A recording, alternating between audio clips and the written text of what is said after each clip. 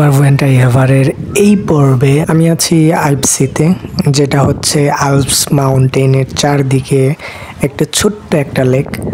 এবং আমি ছিলাম আলপস পর্বতমালার জার্মানির সর্বোচ্চ চূড়ায়। এই যে এই পাহাড়গুলোর চূড়ায় এতক্ষণ আমি ছিলাম। এরপরে আমি এখন এই যে কেবল কার নেমে আসতেছে, এই কেবল কারে করে নিচে চলে আসছি।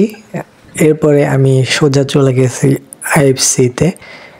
এই কেবল কারের জার্নিটা খুবই অ্যামেজিং ছিল, তবে এখানে আনফর্চুনেটলি হ্রদের ভিতরে আমি নৌকা নিয়ে যেতে পারি নাই, কারণ প্রচণ্ড বাতাস ছিল। এ কারণে তারা গিয়ে নৌকা দিয়ে ভ্রমণ পসপন্ড করে দিয়েছিল।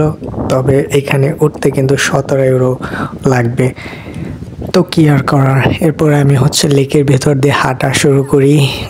ইচ্ছা ছিল ভিতর থেকে ভিউটা দেখা, কারণ ভিতর থেকে ভিউটা আরও দারুণ দেখায়। আর মাউন্টেনের পিছনের দিকটার যে ভিউটা, সেটা এই লেক থেকে দেখা যায়।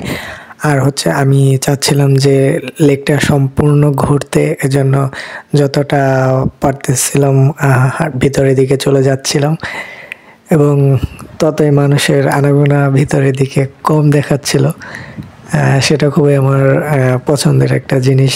নিরিবিলি জায়গা আমার খুবই ভালো লাগে। তো আমি চাচ্ছিলাম এমন একটা জায়গায় চলে যেতে যেখানে কোনো মানুষ থাকবে না, এবং আমি একা একা সেখানে বসে থাকবো কিছুক্ষণ।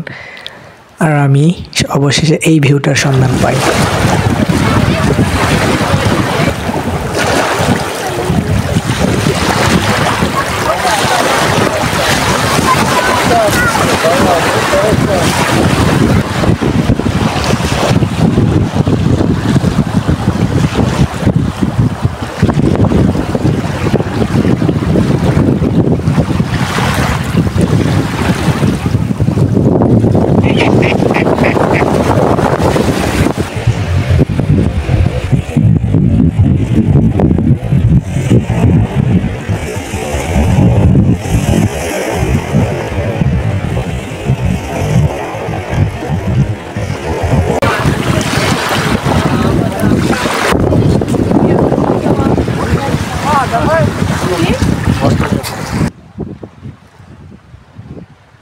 তারপর বেলা ফুরোবার পরে আমি মিউনিখের দিকে আবার যাত্রা শুরু করি।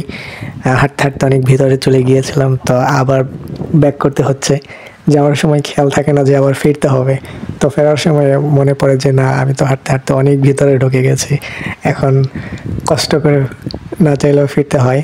তো এরপরে আমি আসার সময় আবারও একটু করে ভিডিও করতেছিলাম। হঠাৎ করে আমি এই সিনারিটা আমার চোখের সামনে চলে আসে, যেটা আমি যাওয়ার সময় মিস করছি। যে এটা গিয়ে সেই পাহাড়, আমি যেটার পেছন দিক থেকে ক্যাপচার করতেছি। এটা আইএফসির ভেতরের লেকে গেলে এই ভিউটা চোখে পড়ে। ছোট্ট একটা হ্রদের মধ্যে ওই ভিউটা ক্যাপচার করা যায়। বাজে ক্যামেরার জন্য মাঝে মধ্যে অনেক ফ্রাস্ট্রেটেড লাগতেছিল, কিন্তু কিচ্ছু করার নেই, কারণ আমার নতুন ফোন কেনার যে প্ল্যানটা ছিল, সেটা আনফর্চুনেটলি আমার সব কিছু প্রিপারেশন 100% থাকার পরেও কিনতে পারে নাই। তো এটা একটা লেসন দেয় যে তোমার সব কিছু থাকার পরেও, তোমার সব সক্ষমতার পরেও তুমি যতটা এফোর্ট দাও না কেন, তোমার যদি ওইটা নসিবে না থাকে, তুমি সেটা পাবা না। তো অবশেষে আমি মিউনিখের পথে ফেরা শুরু করি। আর সেই চিরচেনা চোখ জুড়ানো সৌন্দর্য, যেটা আমার সবসময় চোখে লেগে থাকবে অবশ্যই।